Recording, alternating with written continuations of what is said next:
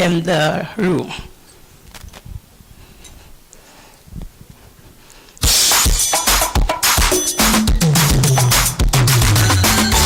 You know, brothers and sisters, we are all blessed and highly praised.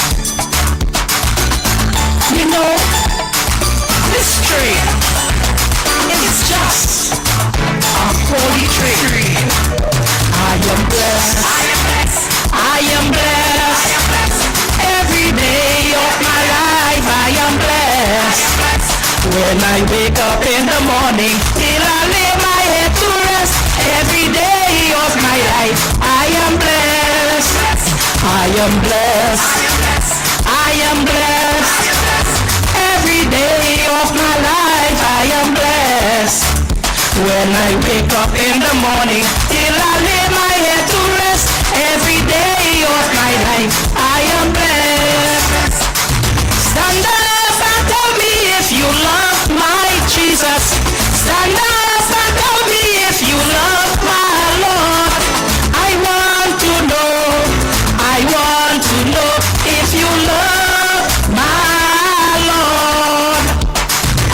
This train is a holy train. This train, yes. This train is a holy train. This train is a holy train. Everybody write it in Jesus' name. This train, he's a miracle working God. He's a miracle working God. He's the Alpha and Omega. He's a miracle working God. He's a miracle working God. He's a miracle working God. He's the Alpha and Omega. He's a miracle working God.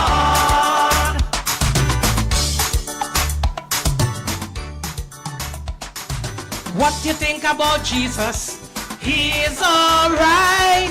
What you think about Jesus? He's dynamite. What you think about Jesus? He is alright.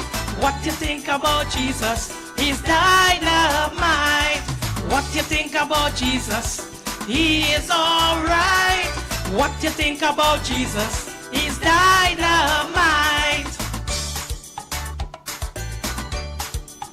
I have decided to follow Jesus. I have decided to follow Jesus. I have decided to follow Jesus. No turning back, no turning back. I am blessed. I am blessed. Every day of my life I am blessed. When I wake up in the morning till I lay my head to rest, every day of my life I am blessed. I am blessed. I am blessed. Every day of my life I am blessed. When I wake up in the morning till I lay my head to rest, every day of my life I am blessed. I am blessed. You are blessed. Every day of our life we are blessed. When we wake up in the morning till we lay our head to rest, every day of our lives we are blessed. I am blessed. I am blessed. Every day of my life I am blessed. When I wake up in the morning till I lay my head to rest, every day of my life I am blessed. Yes, we have to give thanks. Amen.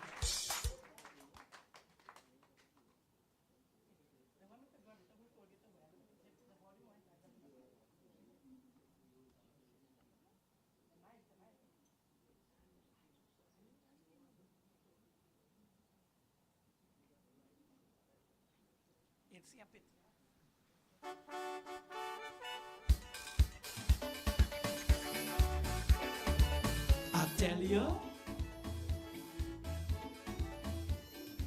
who told you to went?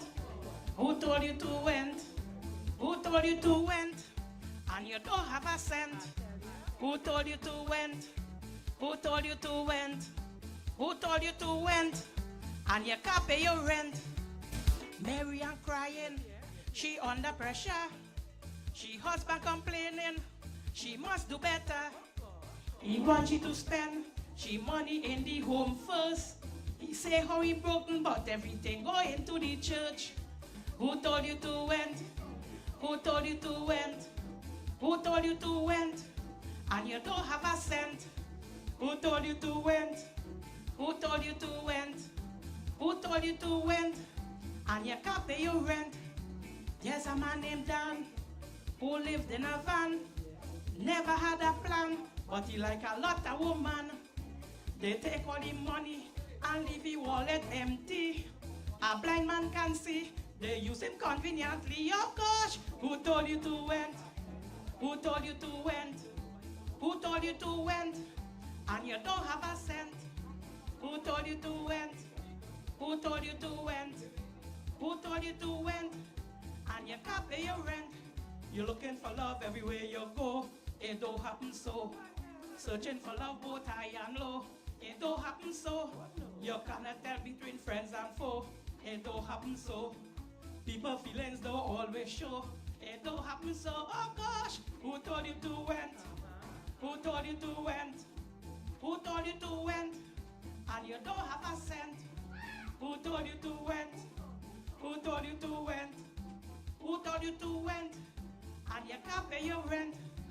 You went to a fete, your pocket broken, you're thirsty to death, you can't buy nothing, looking for a partner, asking for a drink, nobody to sponsor, now you started to take, oh gosh, who told you to went? Who told you to went? Who told you to went? And you don't have a cent. Who told you to went? Who told you to went? Who told you to went? And you can't pay your rent, oh gosh! Who told you to went? Who told you to went? Who told you to went? And you don't have a cent. Who told you to went? Who told you to went? Who told you to went? And you can't pay your rent. Thank you everyone. Enjoy the fun. Thank you.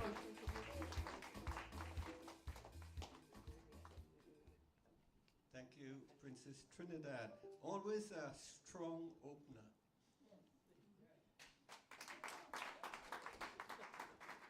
And I didn't went there, I just came. So, this is a wonderful event. I haven't been an MC in Toronto for a number of years, but when the Calypso Association started off, for about 10 or 12 years, I was the MC. I followed a long line of MCs from, I think, Landy de Montbell or something like that. He was Ebewi Dondon. And then Uncle Bob, and we had Sam Gani, and we had Bill Trotman, and people like that.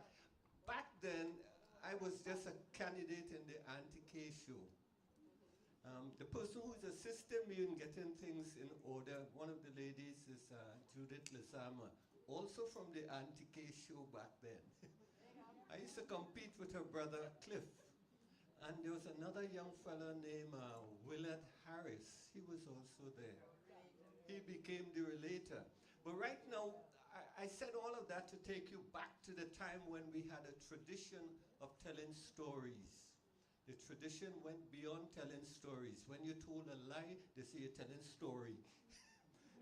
And I'm not saying that, but we're going to celebrate the art of storytelling by Dr. Rita Cox, and we'd like to welcome her now.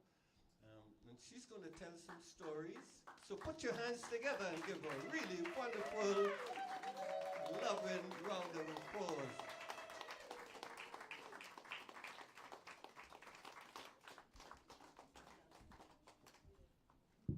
Wow. So nice to see all of you.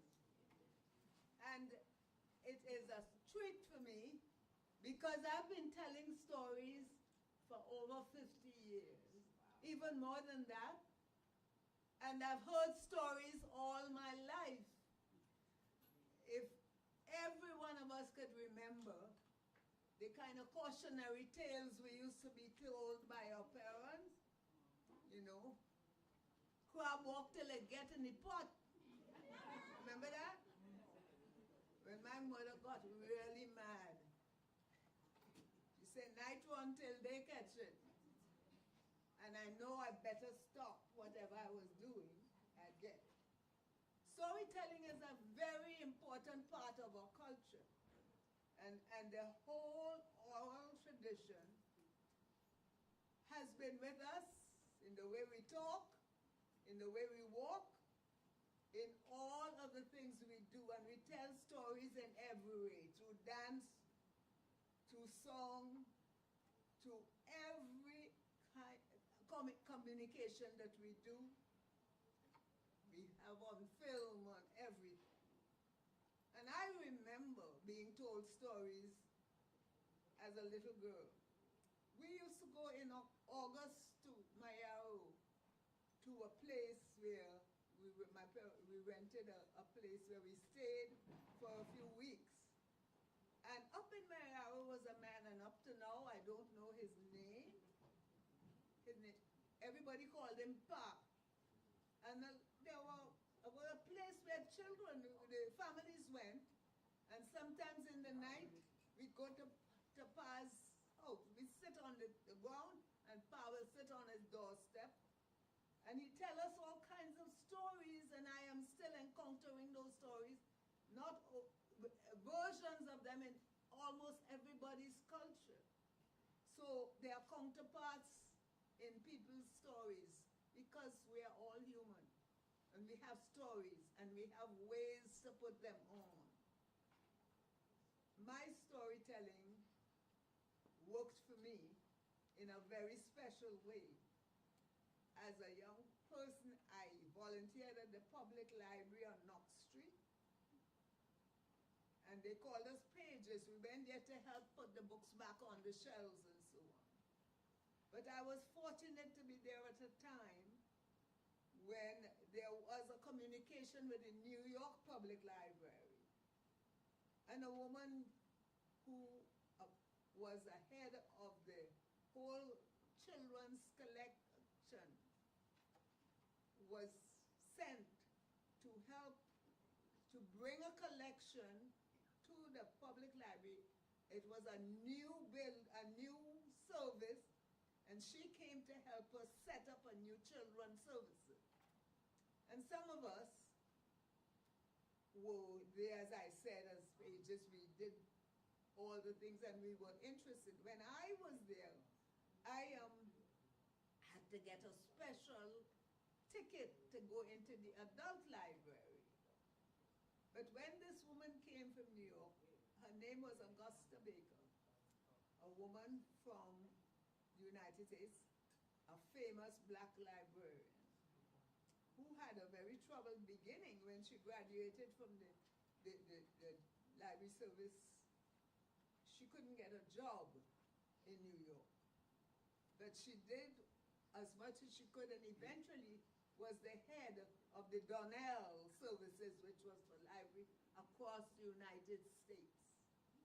And we were fortunate enough in Trinidad to have this be the person who came to work with us on building that library on Knox Street near Woodford Square.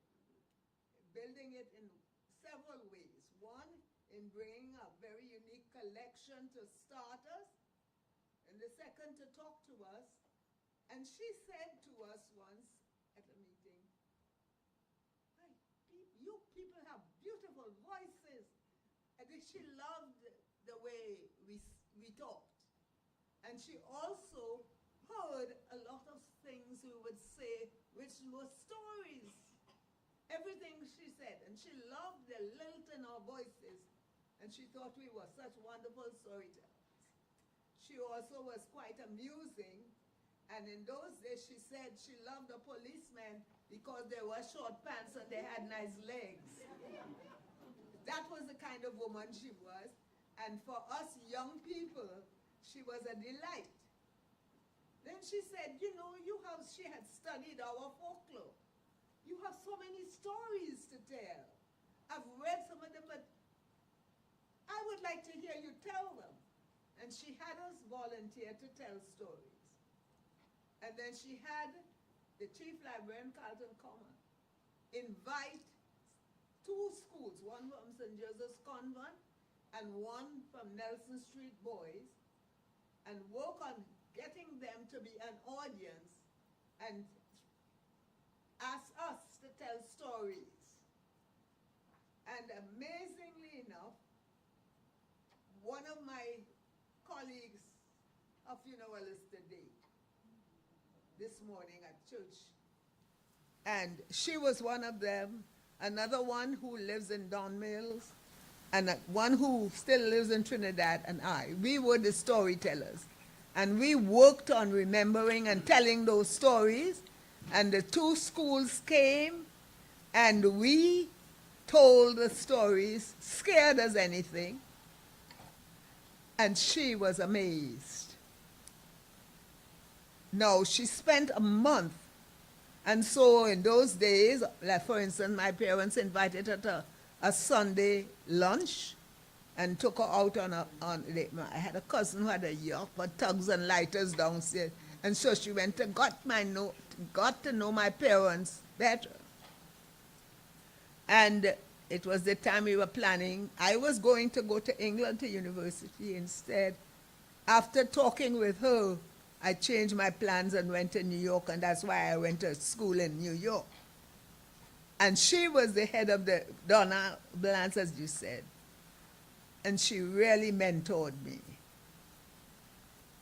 But after that first storytelling in Trinidad, when we was nervous, because we didn't think of storytelling as a performing art.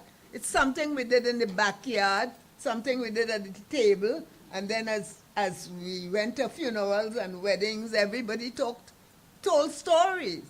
And one of the things I remember, I mentioned Pa. When we were up in Merrill and we'd go to Park, little hop, and he'd sit and tell us, we would be so scared to go home at night because we heard about all the men standing up and crossing the street, the street, they'd stride the streets and all the things that scare you to death. And there were no street lights, and this was in the evening, and it's dark. And we have to walk home after hearing all those stories, and if a leaf fell from a tree, we huddled together. And that night, I know, and other people tell me, you climb in with your parents to sleep, you were so scared. But you know what? The next day we went back for more stories. And so it was. So to me, storytelling was that kind of thing that you did at home, and as I pointed out. And then this woman came into our lives. And she said, but you tell stories all the time. And we said, tell stories? Well, yeah, how you perform stories? And to tell you, make a long story short, she told me, personally, she heard me tell that first story, and she said, you have a gift, hone it. And that changed at my young age, that changed the way I thought of storytelling as a performing art.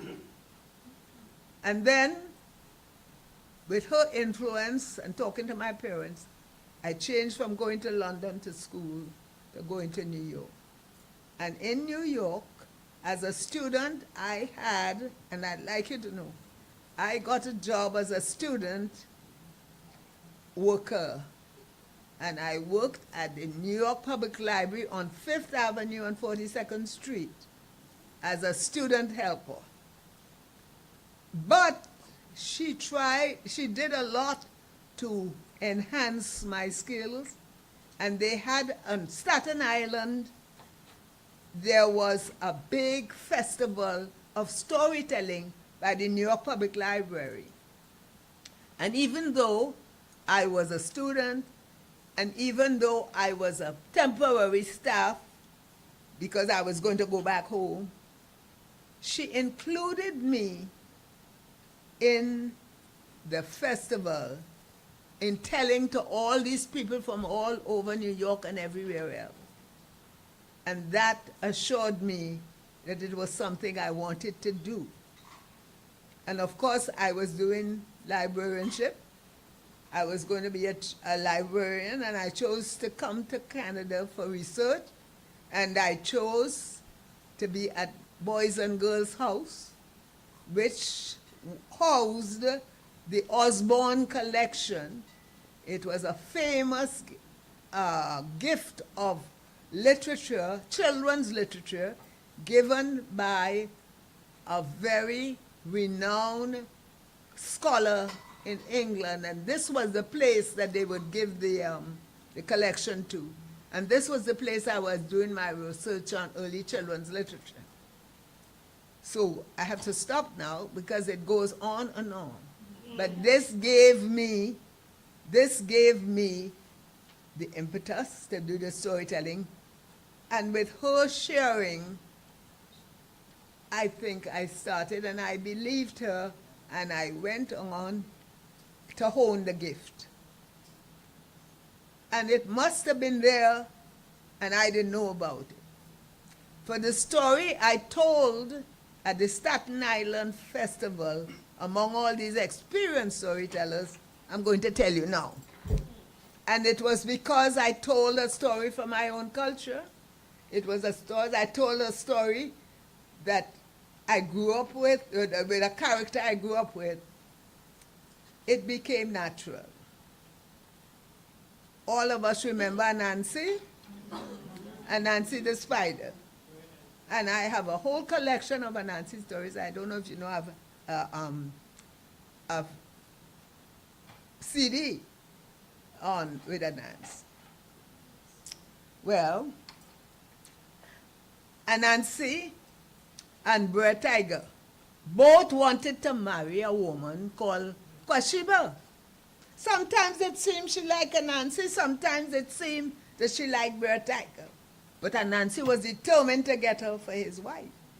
So he thought of a way that he could get the better of Brer Tiger. So went to Miss Kwashiba's house and he said, you know, Miss Kwashiba, I don't think Brer Tiger is good company for you, you know. No good company?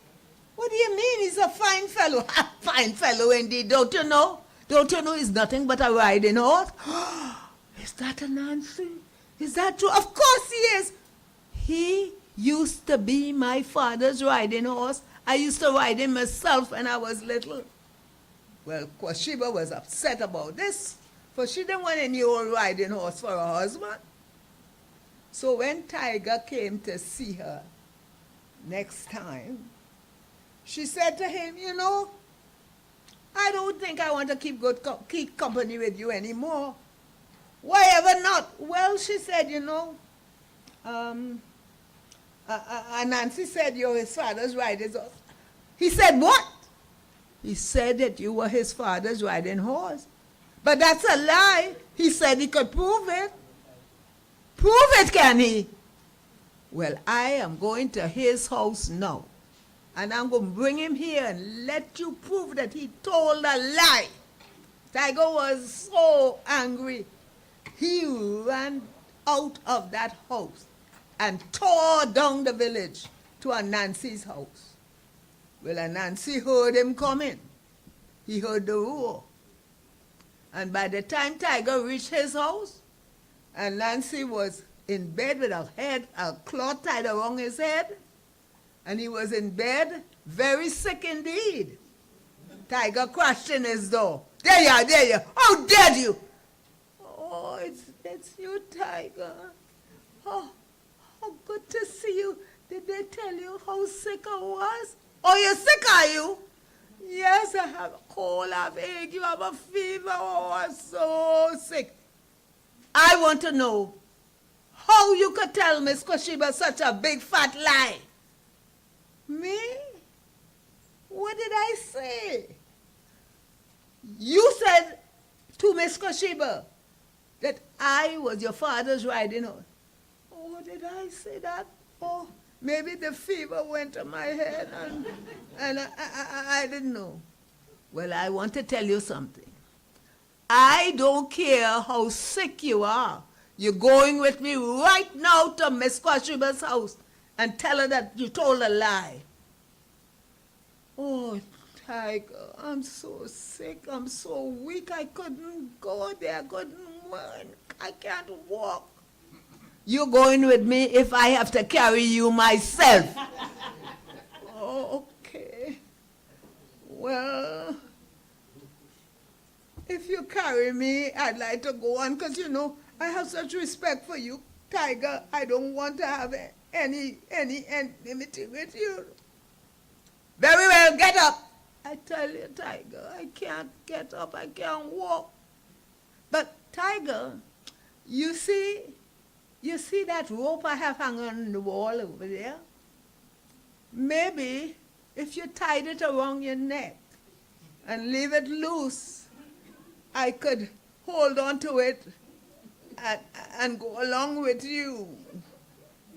Very well said, Tiger. He went over and he took the rope off the wall and he tied it loosely around his neck. But in those days, tigers walked upright.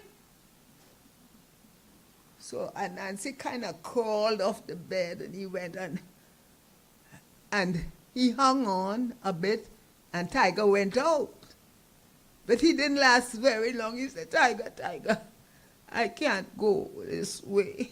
I can't sit up like this. Very well said, Tiger. Hanging on to the rope, and I said, well, what can we do? Maybe you could get goat or donkey or one of them to carry me. Well, I'm stronger than any one of them. Yes, you are. But you see, Tiger, they walk on 4 legs as well as 2. And I can't sit up like this any longer. Well, if they can walk on 4 legs, so can I, said Tiger. And Tiger went down on all 4s. And he continued along the path as slowly as possible. So Nancy could go calmly. But it wasn't long before Nancy cried out, Tiger, Tiger, I can't go, I can't go. Get one of them, goat or monkey, get one of them to carry me because you don't really know how to do this 4 legs.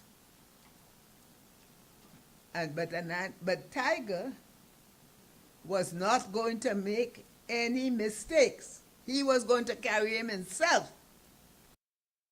Say we are going on. And he straightened himself. She could.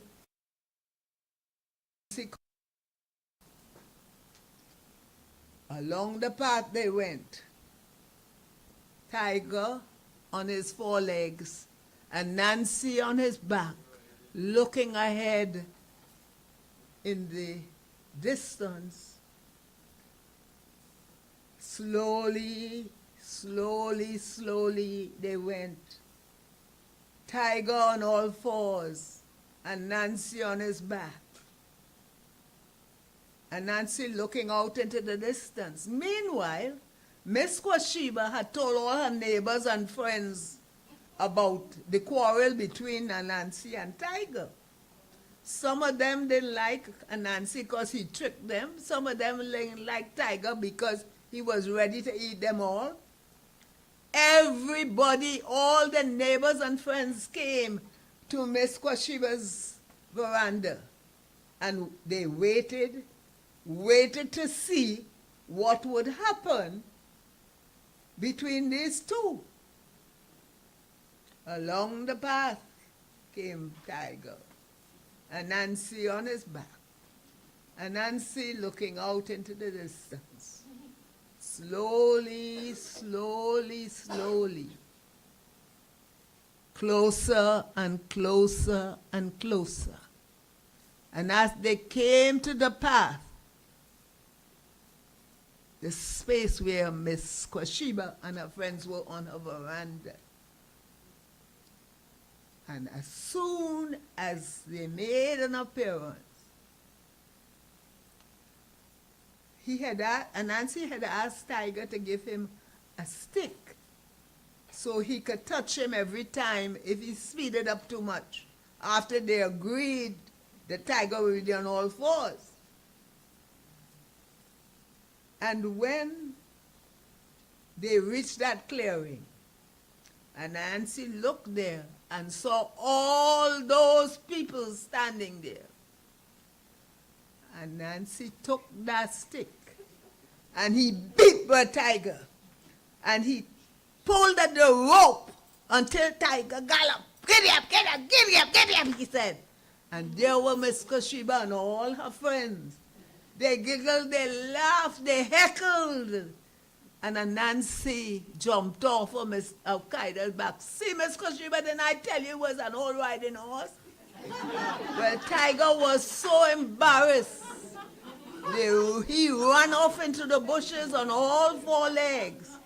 And from that day to this, tigers have been walking on all four legs. And Nancy made that happen.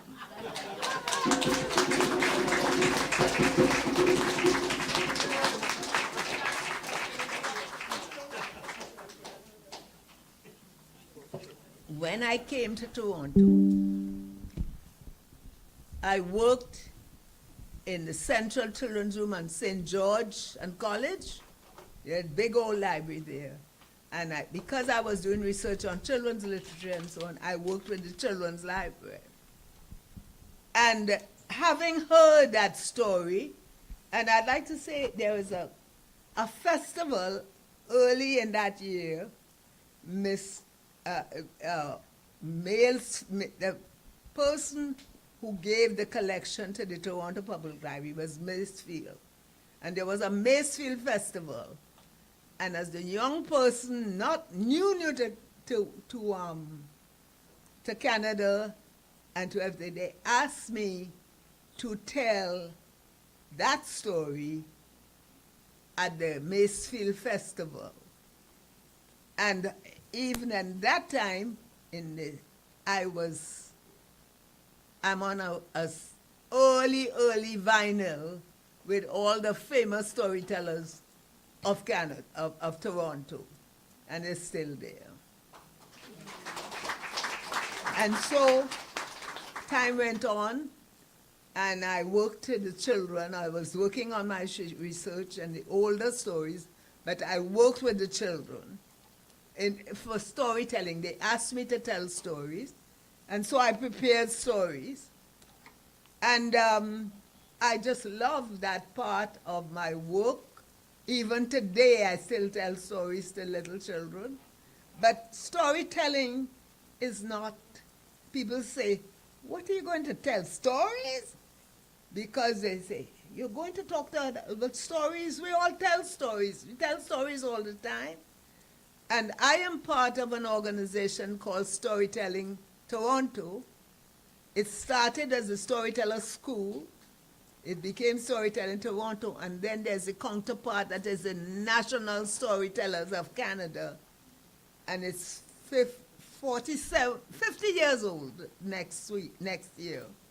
And I'm one of the founding members, and there are storytellers from all over this country. I mean adult storytellers telling stories to grown-ups and all seniors and everywhere. And I have been able to have the fortune to tell stories in every province of this country and to represent Toronto in Beijing, in Austria, of course in the Caribbean, doing workshops in Jamaica and Barbados and all of those places. And Brazil, I spent 10 days in Brazil representing Toronto, and there helped them to start a storytelling guild. Very interesting because they spoke Portuguese. And when I went as a representative of Toronto, I had 3 interpreters. Can you imagine this librarian storyteller is coming from Canada? And it was in Sao Paulo, and I entered the morning, 700 people waiting in an audience. And when I got on this platform, on the thing to see, I could look at the faces and everything. This woman is from Canada. She's a librarian. And they didn't say anything. They couldn't. Because I was the speaker, they expected a blonde beauty. And so it didn't take long because of the interpreters. It didn't take long to settle, but those 3 interpreters were my hosts, and they took me out to dinner at night. And when I got comfortable, I asked them, I said, I noticed the consternation when I got up that first morning to talk to the assembly, and they giggled.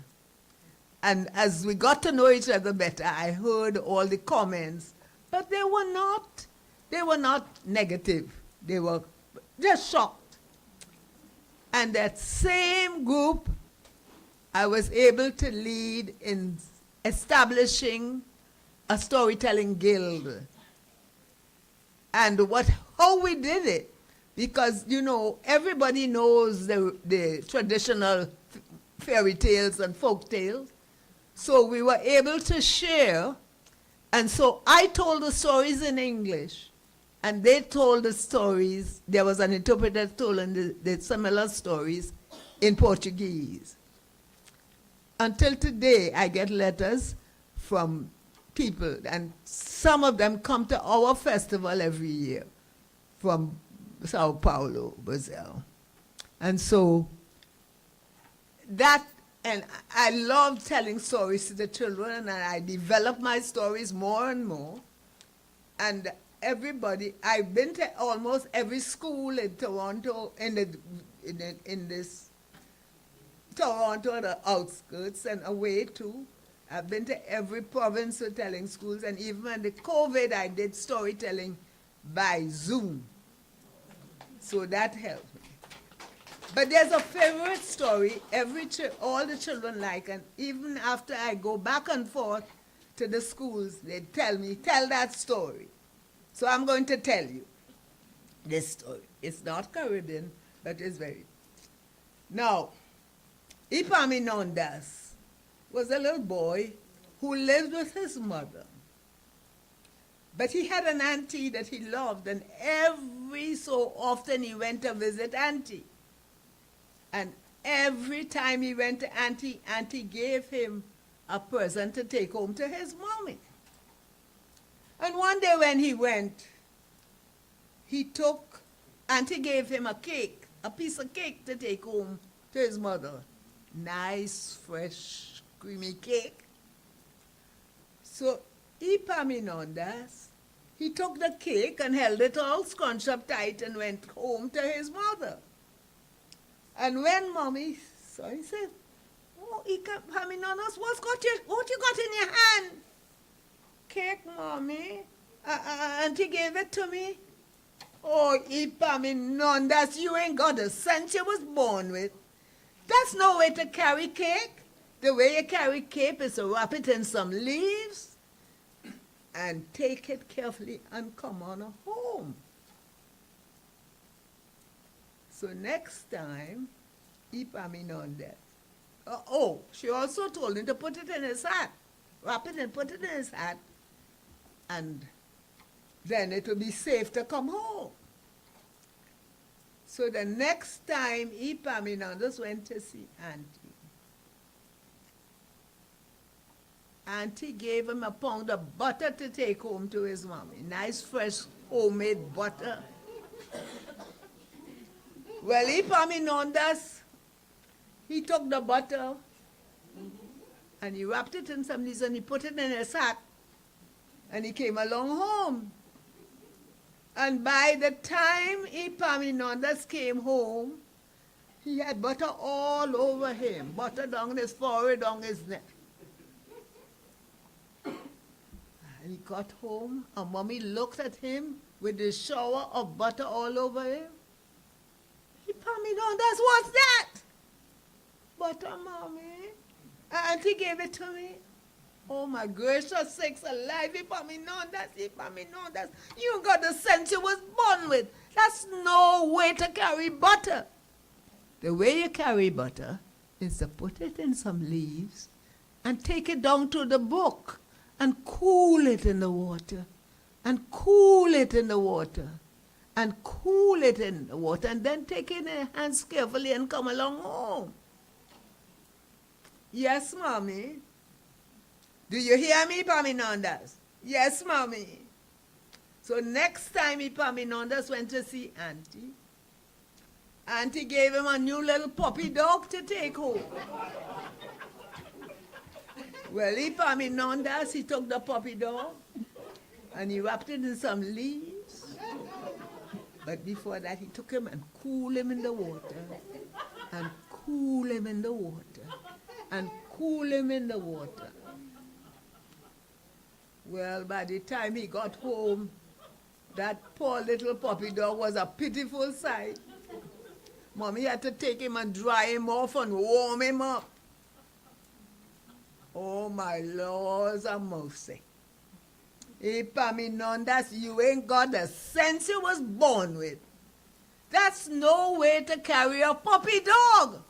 The way you carry a puppy dog is to get a string, tie one end of it around the puppy dog's neck, hold on to the other end, and come along home. Do you hear me, Paminonda? Yes, Mommy.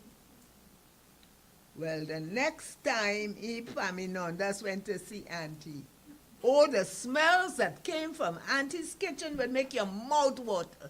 She cooked cakes and cookies and pies. And Epaminondas, he ate his fill.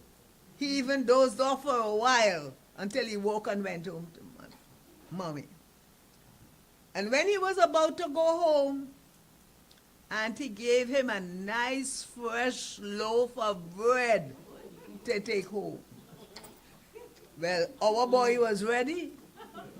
He put his hand in his pocket, he picked out his string, a nice loaf, and he tied it around the loaf. And he walked along home. When he got home, Mommy looked at it. What's that you got at the end of the string? Bread, Mommy.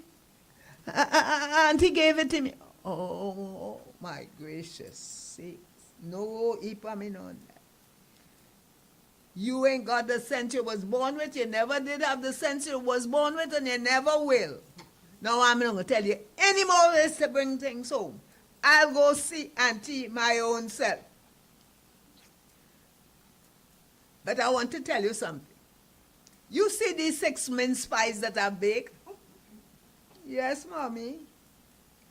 Do you see how I have left them on the doorstep to cool? Yes, Mommy. Now, I am going to go and see Auntie. And while I'm away, you be careful how you step on those pies. Yes, Mommy. So when Mommy went and put on her bonnet and her shawl, and she set off to see Auntie. And then Epaminondas was careful how he stepped on those pies. He stepped right in the middle of everyone.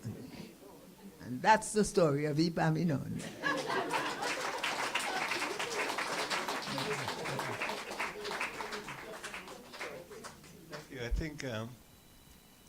I think that's segment 1. Mm-hmm. We're going to have a speaker and we're going to have a calypsonian. But when you told that story about Nancy, I remember at the end of it, when they were riding him, there was a little song that went with it.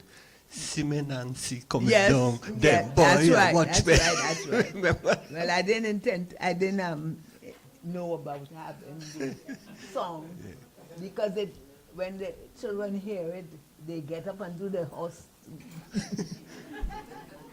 Quick crack, monkey breaky back, for a piece of pomerac. Okay. Thank you, Dr. Cox. I have a whole bunch of little side shows to do, and I'm going to have to fight for time. When we come to tell stories in the Caribbean about Anansi, I think in St. Vincent, they call him Bear Anansi. Yeah. And in Trinidad, we try to say, hear this now. That was our thing. And so on, you know, and I'll tell you some more about that. But right now, there's a Calypsonian here. He's the reigning Calypso monarch of Canada. I don't know how come he beat me last year, but... the crooner is going to sing a song called The Purse, and we wanted to do this song because it's one of Dr. Cox's special favorite calypso. And we'd like you to put your hands together and welcome Bill Newman, the crooner.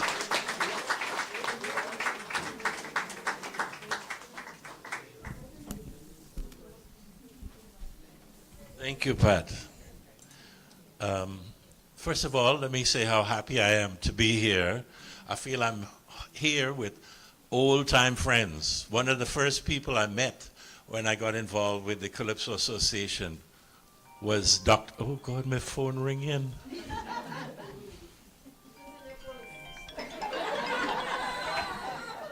Go ahead. Talk fast. It must be a pocket dial. Let me turn it off. Yes. One of the first people I met at the first meeting I went to of the OCPA Association was the lovely Dr. Rita Cox. And here she is with me again, 25 years later. Since today is a day of storytelling, I would like to tell you a little bit about my story, how I happen to be here. It's a long way from Providence, East Bank, Demerara, Guyana, to here. I was always attracted to Calypso as a little boy. We had no TV, but there was radio. And I would have my ear to the radio, listening to the Calypsos coming from Trinidad. We didn't have much Calypso. We had some, but not a lot. The most famous was King Fighter, whom you must remember. Come, let we go, Suki, come, let we go. He was Guyanese. We had Lord Canary, who had the sweetest voice in Calypso. He had a song called Dr. Beckles. I can't sing the lyrics because it's Sunday, but you can check it out on YouTube. And we also had King Cobra, who was a friend of my father. King Cobra used to come over to socialize with my father, which usually meant drinking rum. That was the extent of the socializing. But I used to write these little verses, never a whole song. I didn't understand about verse and chorus and punchline and all of that. I would write like 4 lines. And I would be singing them around the house. The 3 political leaders were Dr. Jagan, Mr. Burnham, and Mr. Degar. They represented all the people of Guyana. And I had this little thing I used to think, well, is Jagan talking about Burnham? Burnham talking about Jagan. And when they gone too far, man, they jump down on Degar. And I'd be walking around the house singing this little thing. And King Cobra happened to be there that day. He said, what is that you're singing? So I sang it again. The man instantly wrote a song based on that because he was a professional calypsonian. And I was so impressed. I said, how could he do that? He had no prior knowledge of this little thing. Burnham talking about Jagan. Jagan talking about Burnham. And when they gone too far, Lord man, they jumped down on Degar. He wrote a song in 5 minutes. That's what I want to do. That was the start, and here I am. It's been a long journey. But I was always singing, writing songs, singing calypso. I was the class clown. I would be singing in class. So my friends from those school days who came here at the time that I came here would invite me to parties and ask me to sing calypso. No music, no accompaniment. So one particular party I went to, I stood up and I sang Marriage Recipe by Nap Hepburn. Beautiful voice. What, all you Trinis don't know Nap Hepburn? So I sang Marriage Recipe with no music. Harold Hussein, our former weatherman, was there, and he was a member of the Calypso Association. And he said, you should come and join. So I went. That was the first meeting I went to. And I went with a song called Talk Shows. My first entry. And here is one of the young ladies who accompanied me on that song. I was the crooner and I had the croonettes. Where is Miss Lazama? Miss Lazama was a croonette. And this lovely lady was the second croonette. And they would sing talk shows with me. And it won the People's Choice. And here I am 25 years later, the Calypso Monarch. And this song has been with me all those years because it was one of the first songs I wrote. And lovely Dr. Cox liked it and asked me to sing it. It's my pleasure.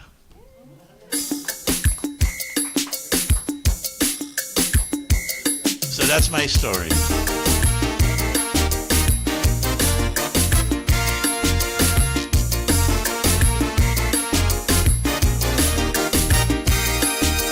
You can sing it hard.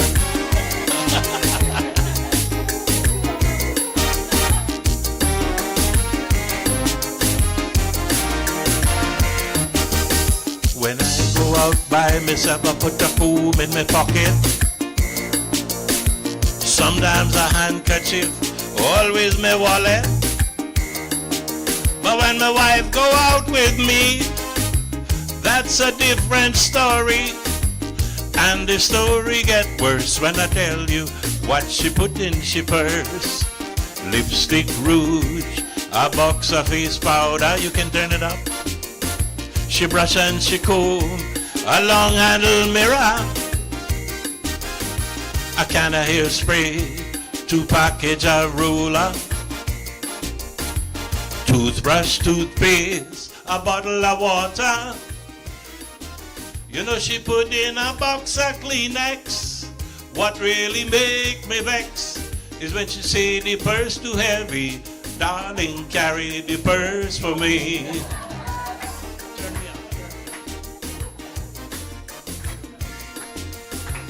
Don't be afraid. I have a loud voice. Come on, man, turn it up. Let's hear the rhythm.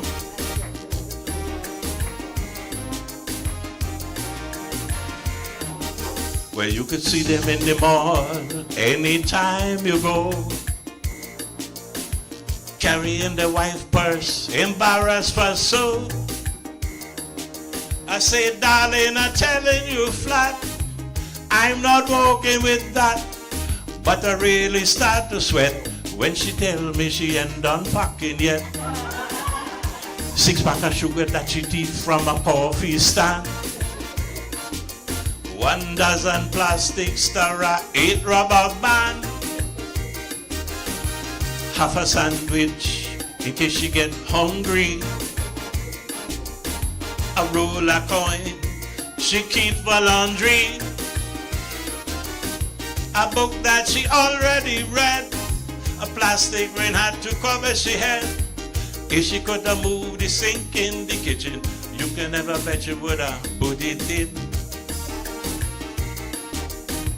Ay, ay, ay, ay. Oh, oh, oh, oh. Ay, ay, ay. Oh, oh, oh.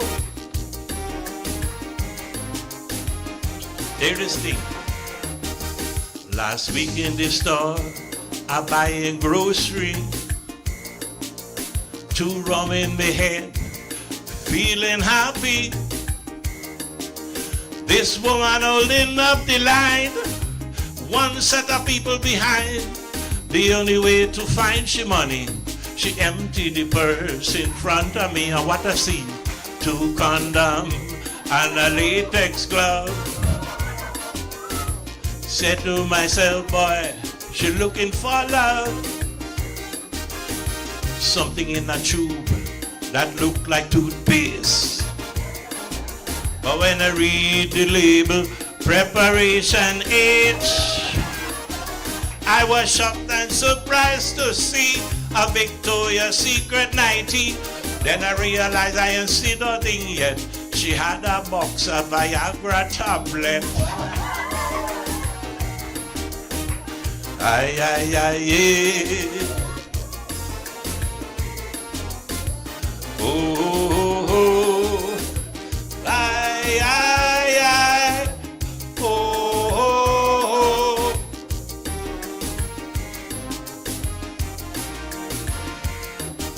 You see, a woman's purse is never big enough, because they always carrying around so much extra stuff. Just like a hardware store, from A to Z and more. And the thing that's so amusing, they never can find what they're looking for. 2 tangerine, a jar of face cream, something unmentionable, you know what I mean.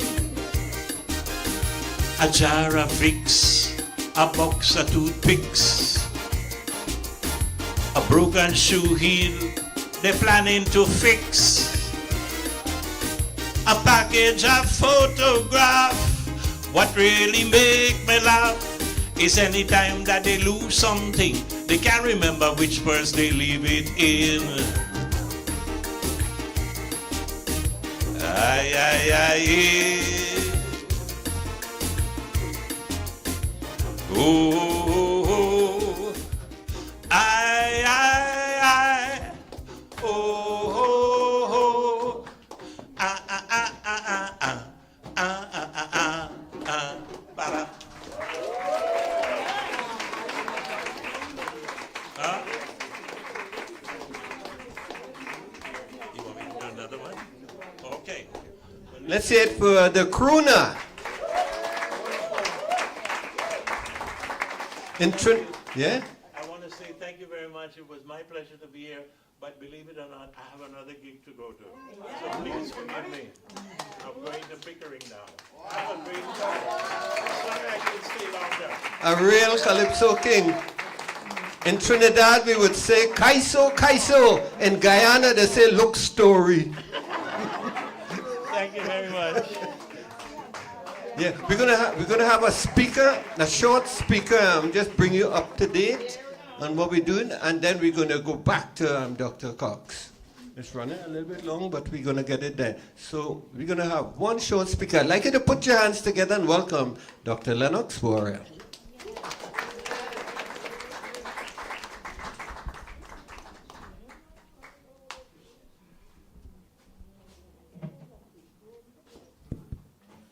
Good afternoon, everyone. I am, full disclosure, I'm not a storyteller, so don't expect any stories that may be detracting from what Rita is doing. But I just want to add some context to the whole art form of storytelling. As we speak right now, stories are being told all over the world to a lot of children, a lot of adults, and some of the stories when we were growing up were foreign stories. We were told about Grimm's fairy tales. They were really grim. I used to go to bed with nightmares, hearing stories about Hansel and Gretel. And we heard stories about Little Red Riding Hood and Brer Rabbit and Brer Fox. And these stories, but I think as kids we can distinguish between fantasy and reality. So although we were sort of awed by these stories and were scared when we went to bed, we still knew that they were fantasy. There was nothing real about them. we were told about Santa, this big fat guy with reindeer coming from the North Pole, and we didn't have any chimneys in Trinidad. So he used to come through the keyhole, even when there was a key in the keyhole. I never really believed in Santa, especially those reindeer. How can they live in 90-degree weather, trotting along Frederick Street and Arapit Avenue with a lot of potholes, you know? So no way they would survive, you know? And as we grew older, my older sisters and my mom and dad would tell us some more mature adult stories. There were 2 nights that I hardly got any sleep. Christmas Eve, because I knew Santa was supposed to be coming, but was really Dad. So I would pretend to be asleep, but kind of awake, and we'd see him come into the children's room and put toys in the stockings or whatever. So that night, I didn't get any sleep because I was waiting to see him. The second thing, one of my older sisters was a teacher, and she used to read us stories, like the mature stories, Oliver Twist, Great Expectations, Shakespearean stories. And she was telling us one night about Hamlet, and the king was sleeping in the garden, and his older brother poured poison in his ear and killed him. And I shared a room with my older brother. So that night I didn't sleep, because I was back with everything he was doing.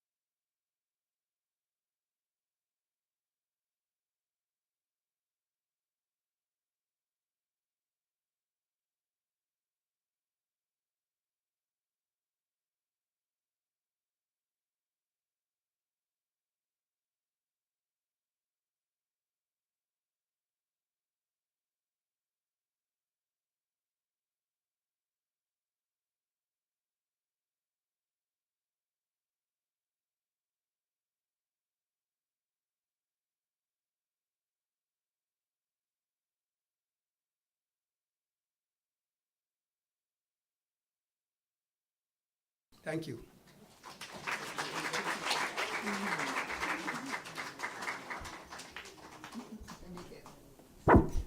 Thank you very much. Dr. Lennox is a pan pioneer as well. A lot of people don't know that. But he was part of the band with Cello Gomes and Lawford Dupre, who won the first ever steel pan competition in Carnival. And he was part of that band. He brought it here to Queen's University, I think. Were you in Queen's? U of T. And a whole bunch of people. We're going to move back to storytelling. And once upon a time, I'd like you to put your hands together and welcome Dr. Rita Cox.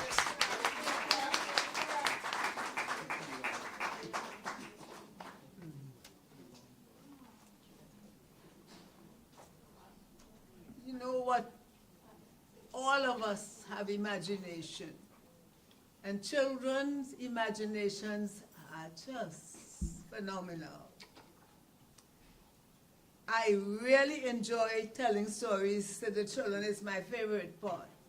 But I do love storytelling. I do seniors groups. I remember a seniors home to which I went to tell stories. And I met a woman there whose father was a diplomat. And she had gone to many places as a child to live. And some of the stories that I shared, she shared. She was from the Netherlands. And she told counterparts of our Nancy stories. I went up to the Northwest Territories in Yellowknife and Norman, and the native peoples had trickster stories, Nana Bajou, and all of those.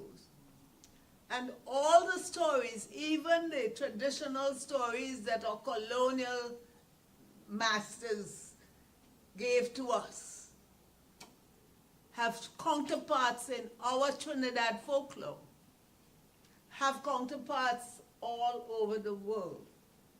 Because we are human and we have the same experiences. Even my work on the intercultural children's literature starts with nursery tales and goes right up to adult stories. Some are in fiction, some people use those stories to do novels and that sort of thing. However, I had, because of the place in which I worked, which was a multicultural place, had people who spoke every language, and from every culture, I fashioned my programs with the schools, because schools came I went to schools every January and February. I mean, every school in the neighborhood with my children's librarian. And there were children who could tell. Then I got the children's grandmothers involved. We had a program called In Grandmother's Country.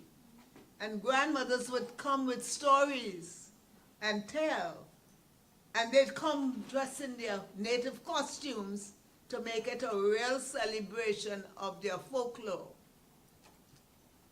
I got to be really in love with certain countries, and one was Armenia. And the story I want to tell you is about a foolish man. He was a poor man. He worked hard, but he couldn't make ends meet.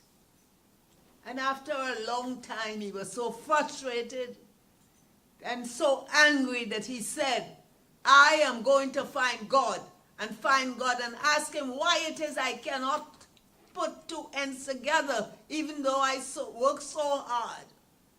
And angry as he was, he got ready to go.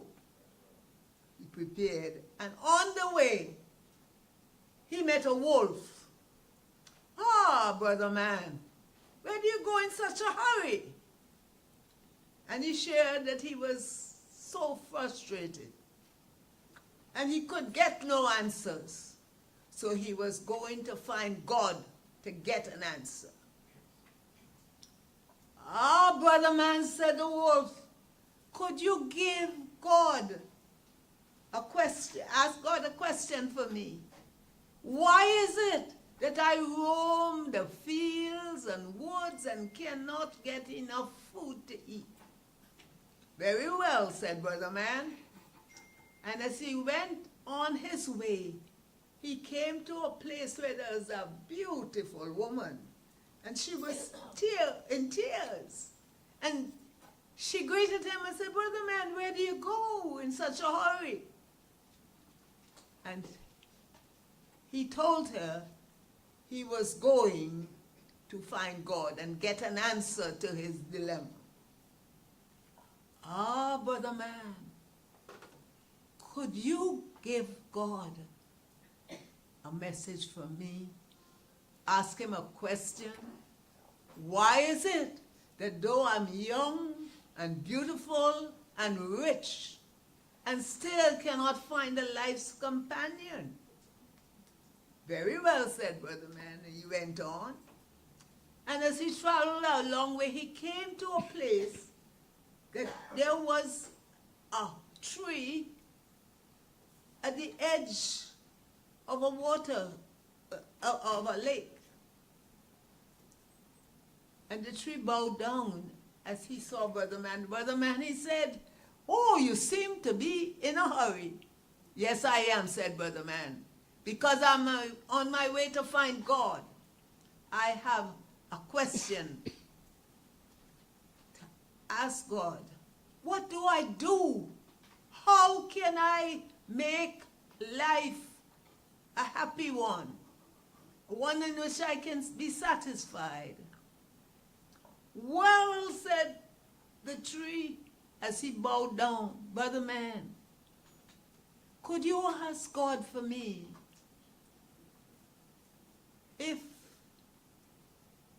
what must I do? I am here beside this wet lake. I am here beside this wet water, yet my leaves are dry and my branches are brittle. Why is it that I cannot flourish? Very well, said brother man. And he continued on. And he traveled for a long while. And at last he came to the place where God was. God was sitting on a big rock. Brother man, welcome. How are you? And what are you doing here? I am very angry. I come to you, God, to find out why I cannot make 2 ends meet even though I work so hard. I can't take care of my family. And God listened to him and they had a conversation. And God smiled and he said, brother man, I present to you the gift of luck. Oh, thank you, said brother man. And he left to go back to his place. And on the way back, he met the tree again. And the tree was anxious to hear, brother man, what did God say to me? Because when brother man left God, before he left God, he gave the messages of the different people he had passed. Brother man said, God said that at your root is a pot of gold that prevents the moisture from coming up through your trunk to your branches. Dig up the pot of gold and you will be healthy again. Well, brother man, what are you waiting for? You dig up the pot of gold, you'll be rich and I'll be healthy. I'll be able to blossom. Oh, no, said brother man. God has given me the gift of luck and I have to go and find it. And he went along. And there, waiting to hear the answer, was the beautiful woman. Brother man, I can't wait to hear what God has said to me. God said that you should find a life's companion and you'll be happy again. Well, brother man, why don't you stay and be my life's companion? I'm beautiful, I'm rich, and we could live happily together. Oh, no, no, no, no. God has given me the gift of luck, and I have to go in search of it. And he continued on. And then at last, he came to the place where the wolf was, anxiously awaiting the answer. So, brother man, did you talk to God? And what did he say? And brother man said, Brother Wolf, let me tell you, on my way, I met this beautiful woman. And she wanted to be happy again. And she wanted to know why she could not find a life's companion. And I promised that I would ask God. And even more than that, I passed by a tree that stood beside a wet river that was dry and spoutless. And so, in addition to my own question, I gave God the questions of the beautiful woman and the parched tree. On my way back, the tree, I told the tree that God said he should remove the pot of gold at his roots and he'd be healthy again. And do you know, Wolf? The tree wanted me to stay and dig up the pot of gold. And I told him I didn't have time because I had to go. God has given me the gift of luck and I have to go and find it. And even worse than that, I came again to the beautiful woman who was waiting to get an answer.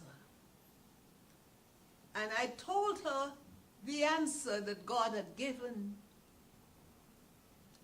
that she should find a life companion and she'd be happy again. And do you know that that woman wanted me to stay and be her life's companion? But I told her, no, I don't have time. I don't have the time. I have to go and go in search of the gift that God had given me. And the wolf listened carefully. And he said, God said, after the wolf had heard everything, that one day you will find a foolish man and you could eat him up. And that was the end of the foolish man.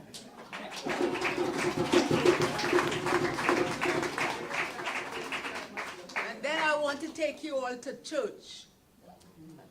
You know how we have those big weekend celebrations where all the churches come together and the preachers come together and the congregation and the choirs, and they have beautiful, beautiful services. And then there are the sermons that come, fire and brimstone, pure in sin, truth, everything. We get all the lessons from all the pastors. And of course, don't talk about the food that we eat together and pray together. But one time, during a break, all the pastors came together. And one said, you know, we are teaching and preaching to all of these congregations. And we tell them how to be good faithful Christians, and we sing and we pray. But you know, we haven't come together as pastors, as teachers, to talk among ourselves. And then the other pastors thought this was a good idea. It was one exercise they hadn't indulged in yet, and they had the time. So would they talk about what affects them? Let's talk, what are our sins? What are our own problems? Let's talk. The first pastor said, my weakness is that I am a procrastinator. As the Sundays come and I have to get the sermons ready, I am always late and rushing. And I know that I don't do as good sermons as I should, but that's my weakness. And the second pastor listened, he said, well, brothers, my weakness is the bottle. I like to take a little drink now and then, and sometimes I'm not as well prepared as I should be for Sunday. And next speeches came up. Mine is the ladies. When I see these beautiful ladies in their big hats and all their lovely outfit and they come to church, I'm affected by that. And one after the other, the preachers told of their weaknesses. And there was one who got quiet. He didn't say anything and did not volunteer to say anything. So they talked to him, but brother, aren't you going to say anything? He said, yes, because my weakness is one that will affect everybody. Because mine is I'm a gossip and I can't wait to get out of this room. The second preacher I want to tell you about had a fine church, but he was lazy and he never done much of anything. He'd come to church and then he decided that he didn't feel like telling. So he'd say, brothers and sisters, do you know what I'm going to preach about you today? And the people would say, no. Well, if you don't, try and tell it. What do I have to say? So the next Sunday they came and they asked, and he asked, brothers and sisters, do you know this Sunday what we are going to talk about? And some of them said yes, and the others said no. And he said, son, the ones who know, tell the other side. God bless you all. And so that is how it was, that the pastor didn't have much work to do because the congregations kind of filled in for him, and I thought I'd add that. So that is my next story. And then I'll come back again. Is this now? Yes.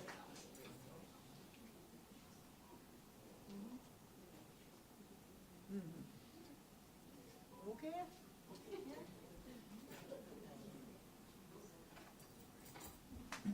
Thank you. That's segment 2. This was the religious segment.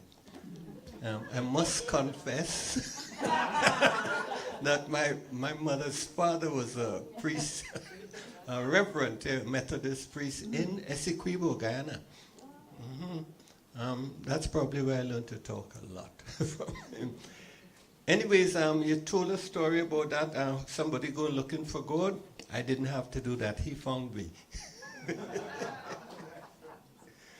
Yeah, so we're going to bring on Connect. I wanted to put you in the next segment, but we're going to ask someone who's representing Canada Black Music Archives, and they're situated up in the York University area.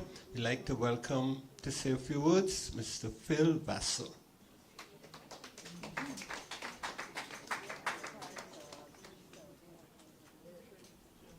While he's coming up, I'll tell you a joke, because the MC has to tell jokes.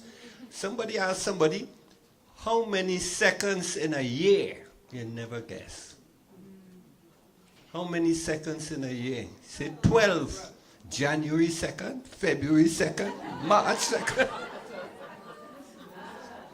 Phil here? Mm-hmm. Huh? I want to tell a story. You want to tell a story? Yes. It's your show. Put your hands together once again for Dr. Rita Cox.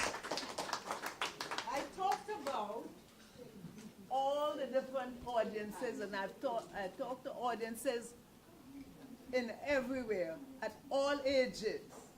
And some of my favorites are the seniors, who have so many stories to tell, and some of them are not really very clean stories, if you know what I mean. But I want to share an experience with you, because as I told you, I told stories to little children,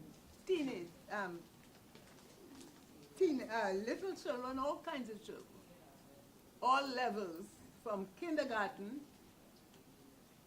And I would sit with these toddlers at my feet. And one of the experiences I share with everybody, I had a group, about 15 little ones. And there was one little boy. He was so blonde, you could almost see his scalp. His hair was so white.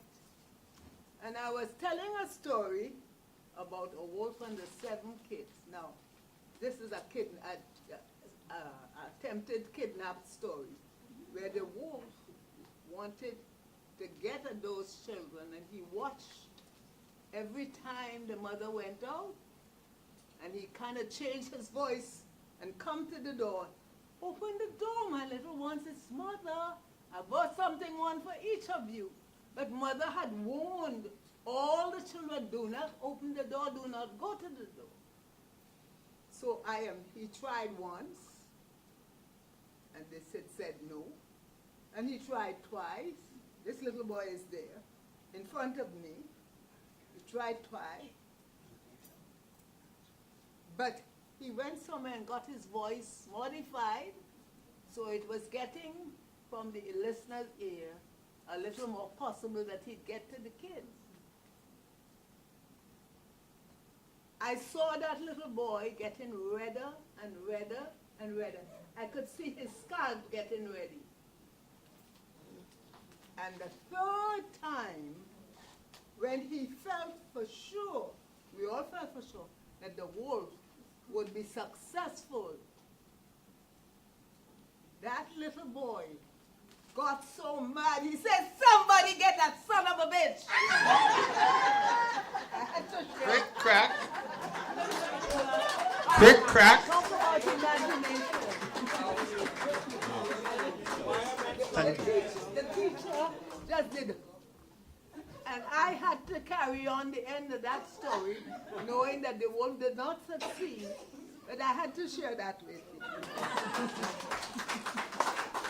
you. In this situation, that's good. It reminds me of teachers asking the class, I'll make a statement and you say who the famous person who said that. It's not what your country can do for you, and so on. Kid in the back said, Kennedy. He says, I have a dream. Martin Luther King Jr. And this girl couldn't get a chance to say anything. So she said, son of a bitch. And teacher said, who said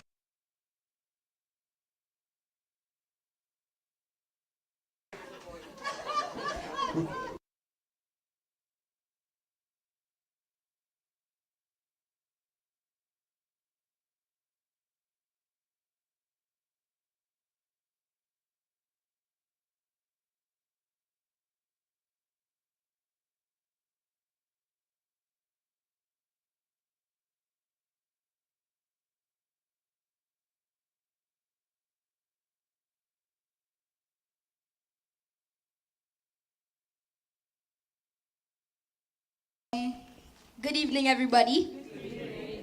I just want to say, I want to give big ups to Connector, because for my first ever performance, he invited me. So can you get a round of applause? And I also want to hear a big round of applause for Dr. Rita Cox for being at every big event of me. So thank you so much. I really appreciate it. Okay, do you guys want a verse? Yes. All right, here. You're all that I think of every time I think of when my soca drops, when my soca drops.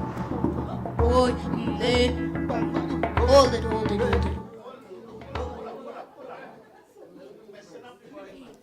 So, you're all that I think of every time I think of when my soca drops, from the AM to the PM, we outside and we liming. When my soca drops,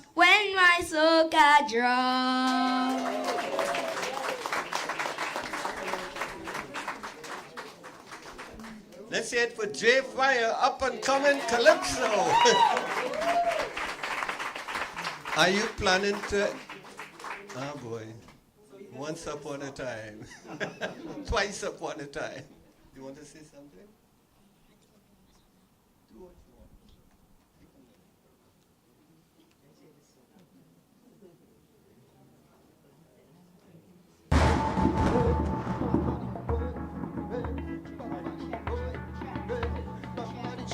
Check. All right.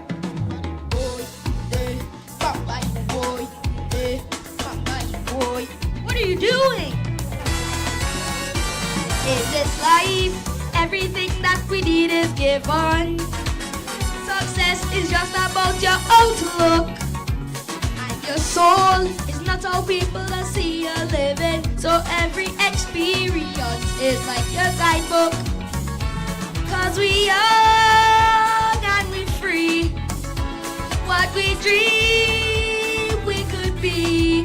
So come on and dream it. Come along and do it. Push yourself and build it. Listen to me. They call me the messenger. The story I tell, I come with a reminder. Darkness don't repel.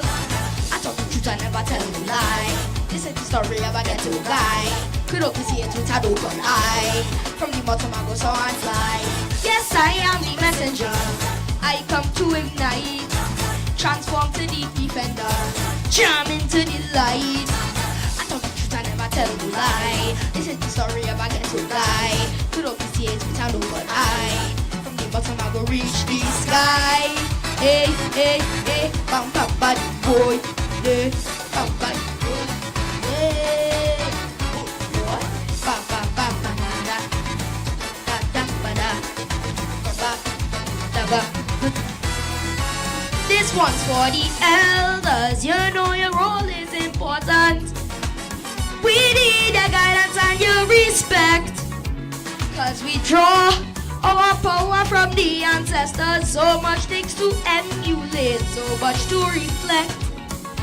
Cause we young and we free. What we dream we could be. So come on and dream it. Come along and do it. Push yourself and build it. Listen to me. They call me the messenger. The story I tell, I come with a reminder. Darkness don't repel. I tell the truth, I never tell a lie. This is the story of a ghetto guy. Could only see it with an open eye. From the bottom I go so and fly. Yes, I am the messenger. I come to ignite, transform to the defender, jam into the light. I told the truth, I never tell a lie. This is the story of a ghetto guy. Could only see it with an open eye. From the bottom I go reach the sky. Hey, hey. Can you guys clap with me? Hey. Let's go. Ba ba ba ba da da. Ba ba ba ba da. Hey, hey. To progress, we must be solid and resilient. Help the weak, cause unity brings us growth. Leave behind negative thoughts and influences. Know your past could never measure your worth. 'Cause we young and we free. What we dream we could be. So come on and dream it. Come along and do it. For yourself man, build it. Listen to me. They call me the messenger. This story I tell, I come with a reminder. Darkness don't repel. I told the truth, I never tell a lie. This is the story of a ghetto guy. Could only see it with an open eye. From the bottom I go soar and fly. Yes, I am the messenger. I come to ignite. Transform to the defender. Charm into the light. I told the truth, I never tell a lie. This is the story of a ghetto guy. Could only see it with an open eye. From the bottom I go reach the sky. Thank you guys for having me. Hey, hey, ba, ba, ba, da, da. When I grow up, I want to be like that.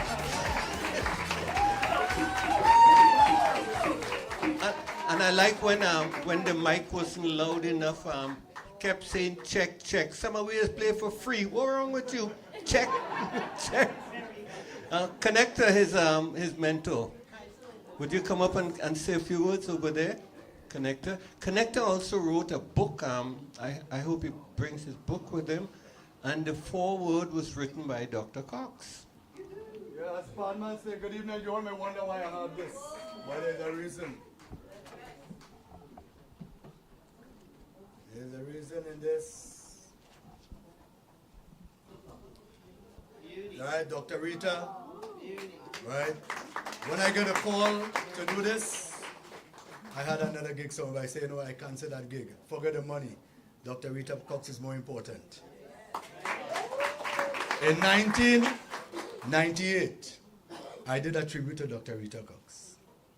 I will sing the song a cappella because it was cassettes those times.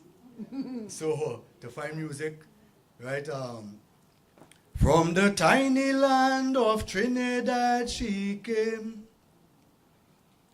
seeking neither fortune or fame, but with God's given talent and ambition, she burned the midnight oil with conviction. Now a legend in the Toronto Library system, we salute you with this sweet anthem. I am talking about our Dr. Rita, a storyteller and Western wonder. We salute you, we honor you, Dr. Rita, for promoting various facets of our culture. Your genuine love for humanity, mixed with dedication and energy. A jewel amongst us, that's who you are. A role model and beacon in Canada. Thank you, Dr. Rita. May God's continued blessing everyone.